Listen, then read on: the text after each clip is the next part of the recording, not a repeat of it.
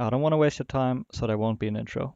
Today's video is a remastered version of the second video I made for this channel, but now with voiceover, so I can explain the important things a bit better. Most of the spots themselves are pretty self-explanatory, so I'll mainly focus on talking about a few general concepts that are important while playing vertically. Let's start with the first spot.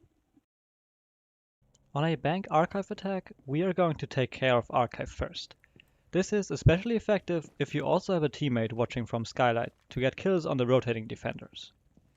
Make sure to leave the floor around the couch untouched though, so you can use it later to safely switch sides in CO. Now we get to where the money's at. Most of your kills will probably come from this spot, but if we had opened it at the start, we would have exposed our backs to it while we were clearing archives. And just like in regular play, we generally want to avoid being exposed to multiple angles at a time. Right now, and also in the following clips, you should pay attention to how I move from spot to spot. One of the core tenets of vertical play is to avoid stepping on your own holes, because that makes you very vulnerable to any defender who is looking up. Obviously, it's not always possible to do that in a real game, but you should at least try to create a way to safely rotate from spot to spot. You might have noticed that we never opened a hole above the common northwest archive corner, and that was intentional. If you pressure every common spot but one, you can basically herd the anchors into that one spot, because obviously they are going to rotate to a spot where they are not exposed to holes in the ceiling.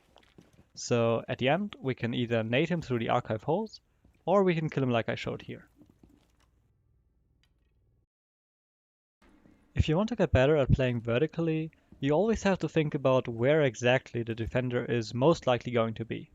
That's why we don't just make a big hole in the middle of the floor above ventilation, but instead we specifically open holes above the four corners of the room. Defenders will never stand in the middle of the room, so we don't need to waste any ammo for that. The next thing I want to talk about is greed. Because toilet, server, workshop and ventilation is such a big area, it is important to not be greedy while opening the floor. Oftentimes you will be in situations where you open a hole and you immediately see a defender. And obviously it's very tempting to just switch back to the primary and try to kill him. But you have to remember that if you die now, the rest of the floor will stay closed, and that would mean losing a ton of pressure. So in general, I think it's better to open the important spots first and then try to go for kills. I really like the spot here on Fountain, because it's basically the only spot where you are safe from C4, but you also get a really big angle into Workshop. And just there, you can also see the point of not walking over your own holes again with the archive rotation. In the armory area, it's kinda hard to stay true to this principle, so at the very least you have to be cautious when you're rotating around these spots. A lot of the time it might also be worth to wait for Hibana to breach the hatches before you actively go for kills, because of course that basically creates the most pressure possible.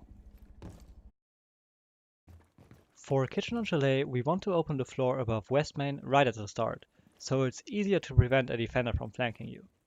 And this leads me to my next point. Vertical play is very much a team effort. Just because you only have one op who can actually break the floor, doesn't mean that vertical play is his job alone. For example, Buck can't really watch his flank while he's opening the floor, so he needs the help of his teammates. But where the help of his teammates is even more important is when it comes to actually getting kills through the floor. Anyone who has tried vertical play will know exactly how defenders will behave. They are basically constantly rotating. If you open the floor above their spot, they will rotate. If they get hit once, they will rotate. And every rotation costs you time, because you have to find their new spot. And this is where your teammates come in. Right when they are rotating, the defenders are at their most vulnerable, because well, they have to sprint across the room. And exactly at this moment, it is so important to have another teammate watching through the holes with you. That really is where you have the highest potential of getting kills. And Kitchen on Chalet is really special in that regard, because not only do you have the holes in the floor, but you also have the kitchen window to apply pressure horizontally. And you won't believe how many kills I got in ESL matches just by looking through the kitchen window while Buck is opening the floor. Playing vertically when attacking the garage on Chalet only really works when you're playing with a team, because otherwise it's probably too dangerous to be walking around in a lobby looking through the floor. But I still included it because if you can make the setup work, it's really powerful. We basically want to think about it in different stages. You saw the first stage right now, which is to clear the garage and breach it. From this angle, you can't see all the way into the garage corner, but if a defender moves there, he's vulnerable to the drone hole. Now that garage is clear, the next stage is to open above connector and the mirror window. Typically, you should be able to plant in garage by this point, but if for some reason you can't, you can go all the way and open angles towards the back part of wine cellar. This is another one of the spots where sequence is really important, because if you open these holes first, it's a lot more dangerous to open the holes for stage 1 and 2, because your back will be exposed. And like I said, opening these holes might be an unnecessary risk to begin with, because you should be able to plant after clearing connector. Just like on Chalet Kitchen, the first hole we'll make is one that discourages flank attempts. But the most difficult thing about playing bug here is that the kitchen is really small, so the risk of being C4'd here is quite a bit higher than on the other maps. We counter that by using this angle, which allows you to look into Armory from the safety of bar. That's a bit like the fountain spot on border. Sadly, it doesn't give you vision on the entirety of Armory, so we still have to set foot in kitchen. A lot of bugs will open holes right at the doorways of kitchen and freezer doors. This is done to get a better angle into Armory, and also to be a little more protected from C4s. But it's a double-edged sword, and I personally dislike it, because it's very easy for defenders to use the holes to kill attackers that are rotating between kitchen and hallway. Clearing Armory is also another good example for getting help from a teammate. A lot of defenders will just be running circles around the shelf in the middle, and you can deny that by having a teammate look down the kitchen hatch, or by using the first set of holes from the bar area. Once you clear the area below kitchen, I'd also recommend opening up this angle, because quite often you can get a free kill with a nade.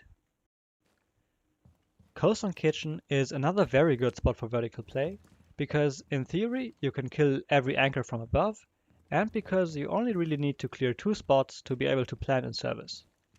On another note, you might be wondering why I haven't included any spots where you bug from below instead of above, because especially on coastline, for example when attacking theater or hookah, the bottom-up bug playstyle can be really powerful as well. Though to be honest, I'm not too much of a fan of it, and because of that, I don't have enough experience to give any kind of advice on it. But let's get back to the default way of playing bug.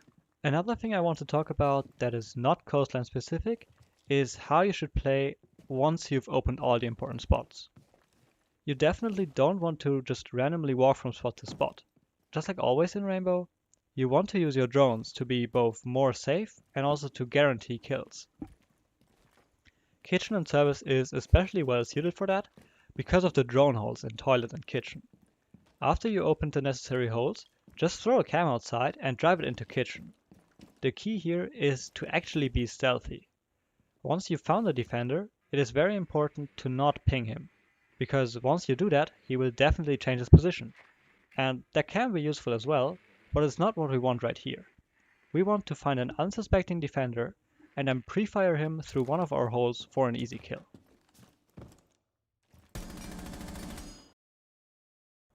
For Consulate, the spots themselves are kind of self-explanatory again.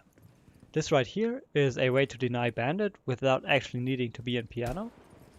And apart from that, we just want to open above the common spots that defenders will play in after the garage has been breached, namely wideband, pillar, and pipes or radio. And what will happen here somewhat regularly is that defenders will just be trapped in these positions, because if the garage is open, they might be too afraid to rotate even after you've opened the ceiling above them. And in this situation, they basically have no choice but to challenge your holes. So it's really important to treat the holes like you would every other angle in the game, meaning that you shouldn't slow peek, you should drone and pre-fire if possible, and most importantly, you shouldn't get overconfident just because technically you are in a better position. Especially in high elo PC ranked, defenders will just slap you if you disrespect them while peeking. If you watch a Pro League game on a map where vertical play is pretty important, like Coastline for example, you will see that the defenders are basically challenging every single hole on the floor. And that is something you should definitely copy if you are on the receiving end of vertical play.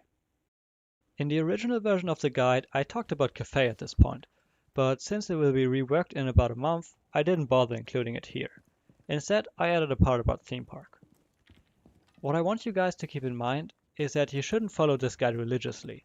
It's more useful as a presentation of what is theoretically possible.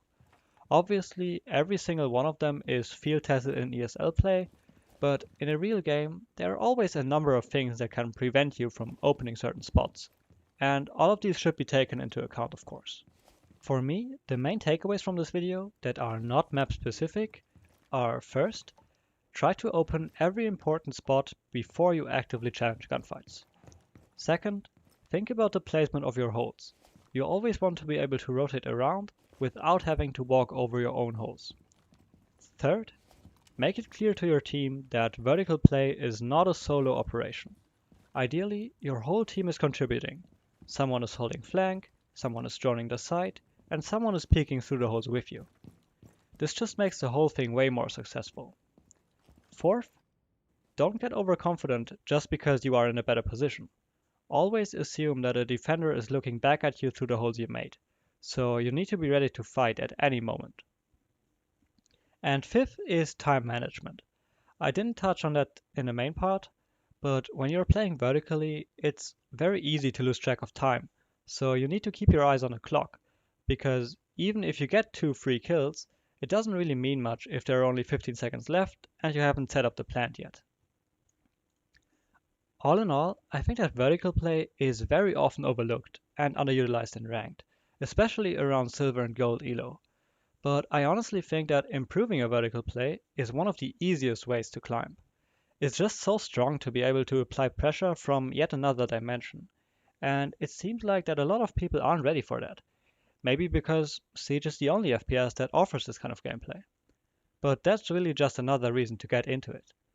So I hope that this video served as a good introduction to vertical play, and I hope that you enjoyed it. Thanks for watching.